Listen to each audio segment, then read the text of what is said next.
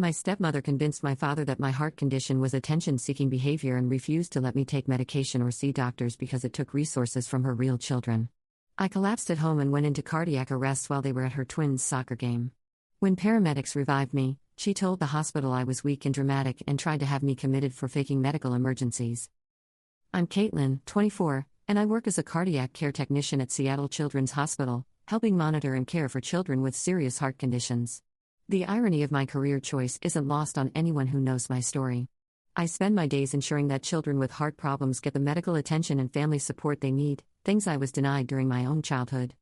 My heart condition, hypertrophic cardiomyopathy, was diagnosed when I was 8 years old after I collapsed during a school field day. It's a genetic condition where the heart muscle becomes abnormally thick, making it harder for the heart to pump blood effectively. In children, it can cause chest pain, shortness of breath, fainting, and in severe cases, sudden cardiac arrest. When I was first diagnosed, my mother was still alive, and she was diligent about my medical care. I had regular cardiology appointments, took daily medications to help my heart function properly, and had activity restrictions to prevent overexertion. My mother understood that my condition was serious and potentially life-threatening if not properly managed. My mother died in a car accident when I was 10 years old, and my whole world changed overnight. My father, Michael, who had always been somewhat detached from my medical care, suddenly became my only parent and guardian. For the first year after my mother's death, he tried to maintain my medical routine, but it was clear that he found it overwhelming and stressful. When I was 12, my father married Patricia, a woman he had been dating for about 8 months. Patricia had twin children from her previous marriage, Tyler and Tessa, who were both 10 years old and very athletic. She had been a single mother for several years and was looking for stability and financial security for her children. From the beginning, Patricia viewed my medical needs as an inconvenience and a drain on the family's resources. She made comments about how expensive my medications were and how much time my doctor appointments took away from normal family activities. She seemed to resent that I required special attention and care that her children didn't need. Patricia began questioning whether my heart condition was really that serious and suggesting that my mother had babied me and made me think I was sicker than I actually was. She told my father that she thought I was using my medical condition to get attention and to avoid responsibilities that Tyler and Tessa had to handle.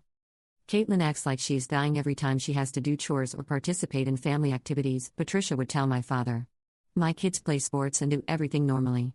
Maybe she just needs to push through and stop being so dramatic about a little chest pain. My father, who was grieving my mother's death and trying to build a new life with Patricia, gradually began to accept her perspective on my condition. He wanted to believe that I could be normal like Tyler and Tessa, and Patricia's explanations gave him hope that my medical needs weren't as serious as my mother had believed. Over the course of the next year, Patricia systematically dismantled my medical care routine. She convinced my father that my daily medications were probably unnecessary and that I should try managing my symptoms naturally through diet and exercise. She stopped scheduling my regular cardiology appointments, claiming that we couldn't afford the copays and that the money would be better spent on Tyler and Tessa's sports equipment and activities. When I complained of chest pain or shortness of breath, she would tell me to stop being dramatic and learn to push through discomfort like everyone else. The most damaging part of Patricia's approach was how she reframed my medical needs as character flaws. According to her, I wasn't sick, I was lazy, attention-seeking, and weak. She convinced my father that helping me with my condition was actually hurting me by enabling victim behavior. Caitlin needs to learn that the world doesn't revolve around her health problems, Patricia would say. Tyler and Tessa don't get special treatment, and neither should she. She needs to toughen up and stop using her heart as an excuse for everything. By the time I was 14, I had been off my heart medications for over a year and hadn't seen a cardiologist in 18 months. I was experiencing frequent chest pain, dizziness, and shortness of breath, but Patricia and my father dismissed these symptoms as anxiety or attention-seeking behavior. Meanwhile, Tyler and Tessa were thriving in their new family situation. Patricia doted on them, spending hundreds of dollars on their sports equipment, travel teams, and activities. They received constant praise and attention for their athletic achievements, while I was criticized for not being able to keep up with their energy levels. The contrast in how Patricia treated her biological children versus me was stark and painful. Tyler and Tessa were encouraged to pursue their interests and were celebrated for their accomplishments. I was expected to be grateful for basic necessities and was constantly criticized for any needs or problems I had. When I tried to talk to my father about my symptoms or my need for medical care, he would tell me to talk to Patricia since she was better at handling medical stuff. But Patricia would dismiss my concerns and tell my father that I was manipulating him and trying to get out of responsibilities.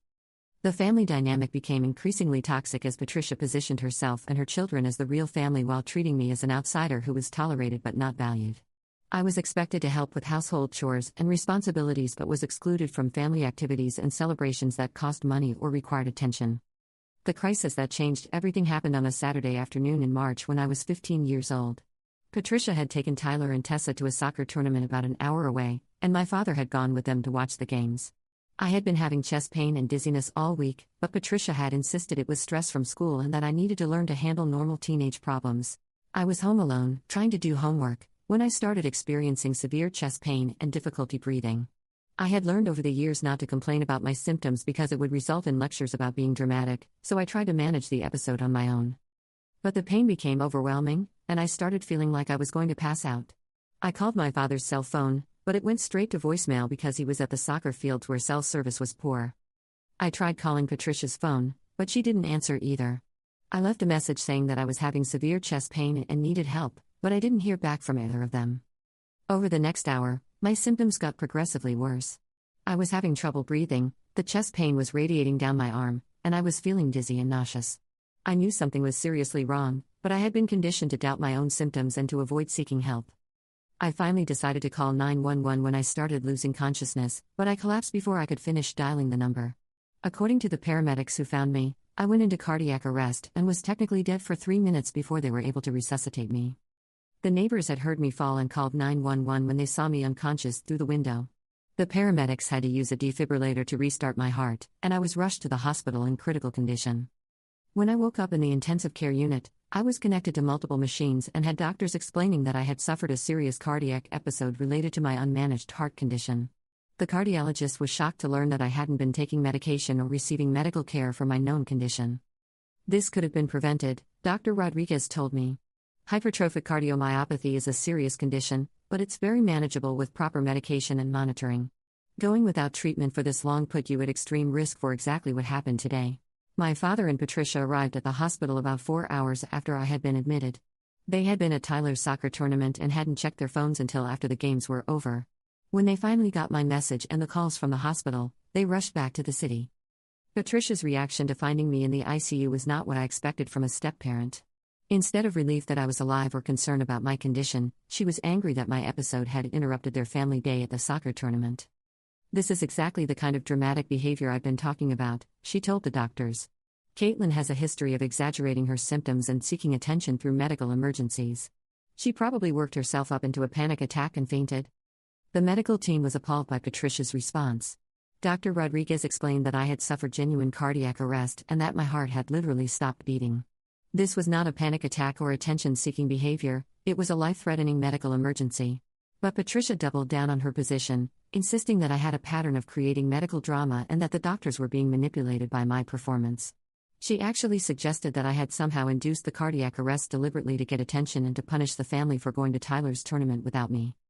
"Caitlin has always been jealous of my children and resentful that they're healthy and successful," Patricia told Dr. Rodriguez. "This is her way of making sure she's the center of attention and that we feel guilty for having a normal family life." Dr. Rodriguez was so concerned about Patricia's attitude and the clear evidence of medical neglect that he contacted the hospital's social work department and made a report to Child Protective Services. Update 1. The investigation that followed my cardiac arrest revealed the extent of the medical neglect I had suffered and led to consequences that completely changed my family situation. What started as a medical emergency became a legal case that exposed Patricia's systematic denial of my health needs and my father's failure to protect me. The Child Protective Services investigation was thorough and damning. Medical records showed that I had gone from regular, appropriate cardiac care under my mother's supervision to virtually no medical attention after Patricia became my stepmother. CPS interviewed my teachers, who reported that I had frequently complained of chest pain and dizziness at school but said that my parents didn't want to be contacted about my symptoms. The school nurse documented multiple occasions where she had recommended that I see a doctor, but Patricia had dismissed these concerns. The investigation also revealed that Patricia had been telling extended family members and family friends that my heart condition was exaggerated and that I was milking it for attention. Several people came forward to report conversations where Patricia had complained about my medical needs and expressed resentment about the cost and inconvenience of my care. Most damaging was the discovery that Patricia had been intercepting calls and letters from my previous cardiologist's office. When I had missed several appointments, the medical office had tried to follow up, but Patricia had told them that we were seeking care elsewhere and asked to be removed from their system. Dr. Rodriguez testified that my cardiac arrest could have been prevented with proper medication and monitoring, and that the decision to discontinue my medical care had put my life at serious risk. He explained that hypertrophic cardiomyopathy in teenagers requires consistent medical supervision because the condition can worsen during periods of rapid growth. The CPS caseworker, Jennifer Walsh, interviewed me extensively about my home situation and the family dynamics around my medical care. I was initially reluctant to say anything negative about Patricia or my father because I was afraid of making the situation worse. But Jennifer was skilled at helping children open up about neglect and abuse, and she gradually helped me understand that what had happened to me was not normal or acceptable. The conversation where everything came out was both liberating and terrifying. "Caitlin, I need you to understand that parents have a legal and moral responsibility to provide medical care for their children," Jennifer explained. "What happened to you was medical neglect, and it almost cost you your life." I broke down crying as I told Jennifer about the years of being called dramatic and attention-seeking, about having my medications taken away, about being told that my symptoms were character flaws rather than medical problems. Jennifer was particularly concerned about the psychological impact of the neglect. Being told repeatedly that your serious medical condition is fake or exaggerated is a form of emotional abuse that can make children doubt their own perceptions and avoid seeking help even when they're in danger.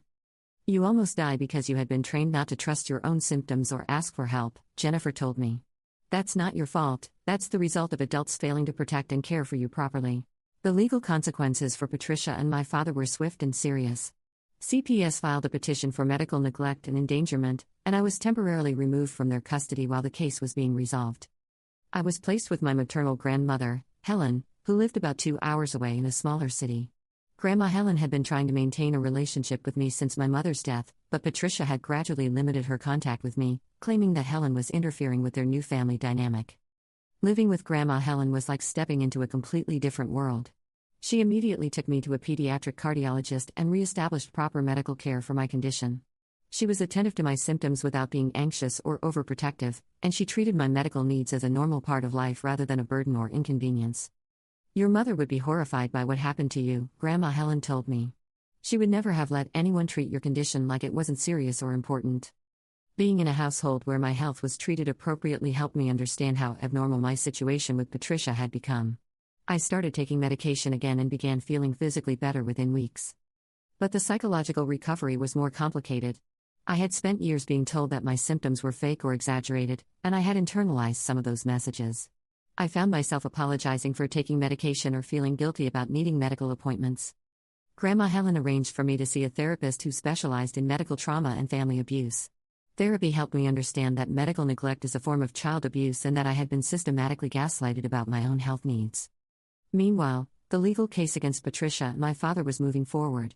The evidence of medical neglect was overwhelming, and the fact that I had nearly died as a direct result of their decisions made it impossible for them to deny responsibility. Patricia's response to the legal proceedings was to continue claiming that I was manipulative and that the cardiac arrest had been staged somehow to get attention and to punish the family. She hired a lawyer who tried to argue that Patricia had been making reasonable parenting decisions based on her belief that I was exaggerating my symptoms.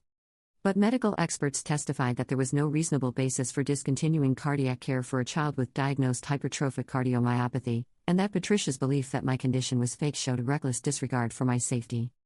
My father's defense was that he had relied on Patricia's judgment because she had experience with children and he had been overwhelmed by my medical needs after my mother's death. His lawyer tried to portray him as a grieving widower who had been manipulated by Patricia in making poor decisions. But the court found that my father had legal responsibility for my welfare, and that he had failed to ensure I received appropriate medical care. The judge was particularly critical of his willingness to prioritize his new marriage over his daughter's health and safety. The criminal charges resulted in Patricia being convicted of child endangerment and medical neglect. She received 2 years of probation, mandatory counseling, and was prohibited from having unsupervised contact with any children, including Tyler and Tessa. My father was convicted of negligent endangerment and received 1 year of probation and court-ordered parenting classes. He also lost custody of me, with the court awarding permanent guardianship to Grandma Helen. The civil consequences were even more significant. Patricia and my father were required to pay for all my medical expenses related to the cardiac arrest and ongoing treatment, as well as therapy costs and other damages related to the neglect. But the most devastating consequence for Patricia was the impact on her relationship with Tyler and Tessa. Their biological father, who had been largely absent from their lives, used Patricia's conviction for child endangerment to petition for custody of his children. The court found that Patricia's treatment of me raised serious questions about her judgment and her ability to prioritize children's welfare, and Tyler and Tessa were moved to live with their father and his new wife. Patricia went from being a mother of 3 children to having no children in her custody, all as a result of her decision to deny medical care to her stepdaughter. Update 2. It's been 5 years since my cardiac arrest, and the long-term consequences of that traumatic experience have continued to unfold in ways that have shaped both my life and the lives of everyone involved in the neglect that nearly killed me. My health has stabilized significantly under proper medical care. I take daily medications that keep my heart condition well managed, and I have regular checkups with Dr. Rodriguez, who has become not just my cardiologist but a mentor who inspired my career choice. Living with Grandma Helen through my remaining high school years gave me the stability and support I needed to recover both physically and emotionally. She helped me understand that my mother's approach to my medical care had been appropriate and loving, while Patricia's approach had been neglectful and dangerous. I graduated from high school with honors and received a scholarship to study medical technology at the University of Washington. My personal experience with heart conditions motivated me to specialize in cardiac care, and I now work with children who have conditions similar to mine. The work is both rewarding and therapeutic. Every day, I see children receiving the kind of medical attention and family support that I was denied, and I'm able to use my experience to help families understand the importance of compliance with treatment and the seriousness of cardiac conditions in children. I've also become an advocate for recognizing medical neglect as a form of child abuse. I speak at conferences for social workers and medical professionals about the warning signs of families who dismiss or minimize children's medical needs. My relationship with my father has been complicated and ultimately disappointing. After losing custody of me, he attempted to rebuild our relationship through supervised visits and family therapy sessions. Initially, I was hopeful that my father would take responsibility for his role in the neglect and would work to repair the damage that had been done. But Michael has never fully acknowledged the severity of what happened or his responsibility for prioritizing his marriage over my health and safety. In therapy sessions, my father would focus on how difficult the situation had been for him and how Patricia had convinced him that I was exaggerating my symptoms. He seemed more interested in being seen as a victim of Patricia's manipulation than in taking accountability for his failure to protect me. "I was grieving your mother and trying to build a new family," he would say. "Patricia seemed so confident about parenting, and I thought she knew what she was doing with your medical stuff. But Dr. Martinez, our family therapist, helped me understand that parents don't get to delegate responsibility for their children's welfare, even when they remarry. My father had chosen to believe Patricia's version of my medical needs because it was easier and less expensive than maintaining proper cardiac care. The breaking point in our relationship came 2 years ago when my father asked if I would consider forgiving Patricia so that their marriage could heal and they could move forward as a family. I was shocked that my father was still married to Patricia and that he was asking me to facilitate their relationship repair rather than focusing on repairing his relationship with me. "Patricia almost let me die," I told him. "She convinced you that my heart condition was fake, and I went into cardiac arrest because I wasn't receiving proper medical care. How is forgiving her going to help anything?" My father's response revealed that he still didn't fully grasp the seriousness of what had happened. He said that Patricia had learned her lesson and that she felt terrible about the misunderstanding that had led to my medical emergency. The fact that my father characterized systematic medical neglect as a misunderstanding made it clear that he would never take full responsibility for what had happened or provide the acknowledgement and accountability I needed to maintain a relationship with him. I stopped attending therapy sessions with my father and have limited our contact to brief phone calls on holidays and my birthday. He continues to send cards and occasional messages asking if I'm ready to work on rebuilding our family, but I've come to accept that he's not capable of the kind of relationship I need. Patricia's life has continued to spiral in ways that demonstrate the consequences of her actions. After losing custody of Tyler and Tessa, she became severely depressed and has struggled to maintain employment and relationships. According to family friends, Patricia has never accepted responsibility for the medical neglect or acknowledged that her treatment of me was inappropriate. She continues to claim that I manipulated the situation and that she was victimized by a vindictive stepdaughter and an overreactive legal system. Patricia's refusal to take accountability has affected her ability to rebuild relationships with Tyler and Tessa, who are now 17 years old and old enough to understand what happened during their mother's marriage to my father. Both Tyler and Tessa reached out to me independently last year to apologize for their mother's treatment of me and to express regret that they hadn't spoken up when they witnessed the medical neglect. "We were just kids, but we knew it was wrong that you weren't allowed to take your medicine or go to the doctor," Tyler told me during a difficult phone conversation. "We should have said something to someone at school or to our dad." I assured Tyler and Tessa that they weren't responsible for their mother's decisions or for my father's failure to protect me. They were children living in the same household, and it wasn't their job to advocate for my medical care or to challenge their mother's authority. But their outreach was meaningful to me because it provided validation that my experience had been real and that other people in the household had recognized that something was wrong with how I was being treated. Tyler and Tessa have both chosen to live with their father permanently and have limited contact with Patricia. They visit her occasionally, but they've made it clear that they can't have a close relationship with someone who endangered another child's life, and has never taken responsibility for those actions. The legal consequences for Patricia and my father have continued beyond their initial convictions. Because my cardiac arrest required extensive hospitalization and ongoing medical care, the financial costs associated with their neglect have been substantial. Patricia was required to pay for my emergency medical treatment, which totaled over $150,000, as well as ongoing therapy costs and additional medical monitoring related to the cardiac arrest. The financial burden contributed to her divorce from my father and her ongoing financial struggles. My father was also required to pay substantial medical expenses, which affected his ability to maintain his previous standard of living. He had to sell the house where we had lived as a family and move to a smaller apartment. The most significant long-term consequence has been the impact on Patricia's reputation and relationships in the community. Word of her conviction for medical neglect spread through her social circles, and many people who had known her before the incident distanced themselves from her. Parents in Tyler and Tessa's school community were particularly concerned about Patricia's judgment regarding children's welfare, and she found herself excluded from social events and activities that she had previously participated in. The social isolation contributed to Patricia's depression and made it difficult for her to rebuild her life after losing custody of her children and divorcing my father. Last year, I received an unexpected letter from Patricia asking for forgiveness and claiming that she had learned from her mistakes and wanted to make amends for what had happened. The letter was full of self-pity and excuses, with Patricia describing herself as a flawed person who made poor decisions during a stressful time rather than someone who had systematically denied medical care to a child with a serious heart condition. Patricia claimed that she had been overwhelmed by the responsibility of caring for a stepchild with medical needs and that she had genuinely believed that I was exaggerating my symptoms for attention. But the letter never acknowledged the specific harm that her actions had caused or took full responsibility for the medical neglect.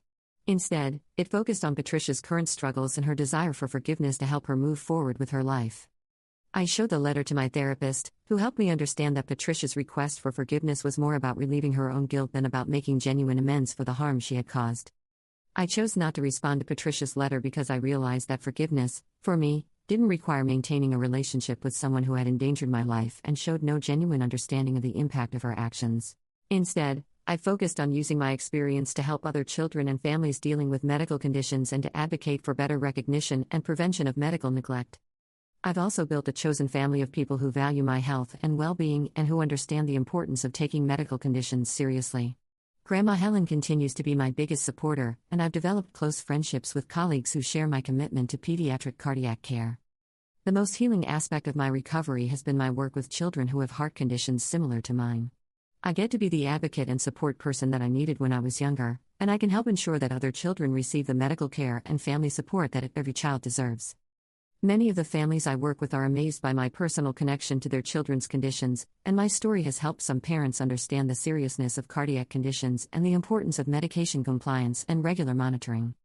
I've also been able to provide support to other young people who have experienced medical neglect or family situations where their health needs were minimized or dismissed. 5 years after my cardiac arrest, I'm healthy, successful, and surrounded by people who value and protect me. I have a career that gives my traumatic experience meaning and purpose, and I've learned to trust my own perceptions and advocate for my own needs.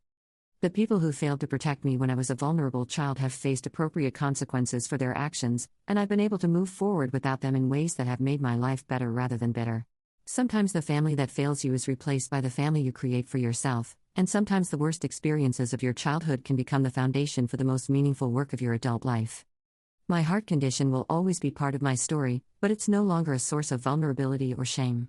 Instead, it's become a source of strength, purpose, and connection to the children and families I'm privileged to serve in my work.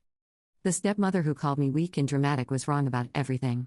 I survived her neglect, thrived despite her abuse, and built a life dedicated to protecting other children from experiencing what I experienced.